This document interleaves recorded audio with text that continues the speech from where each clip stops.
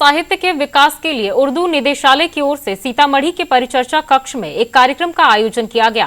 कार्यक्रम में साहित्यकारों और विभिन्न स्कूलों से आए छात्र छात्राओं ने भाग लिया।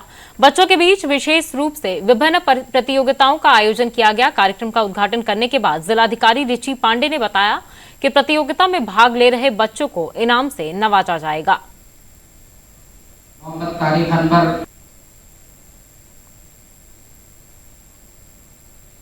उर्दू भाषा विद्यार्थी प्रोत्साहन योजना है, उसके अंतर्गत आज वाद प्रतियोगिता का आयोजन किया गया है और ये मैट्रिक, इंटर एवं स्नातक अलग अलग वर्ग में यहाँ पे हमारे जो छात्र छात्रा आएंगे और विभिन्न प्रकार के उनको यहाँ पे विषय दिए गए हैं जो हमारे तालीम की अहमियत से संबंधित है, साफ सफाई की अहमियत से संबंधित है, हरियाली, शराब की बुराई। तो इस प्रकार के विषय वस्तु पे जो हमारे बच्चे हैं वो आके अपनी प्रस्तुति देंगे और जो भी अच्छा उत्कृष्ट करने वाले जो छात्र हैं उनको सम्मानित करेंगे।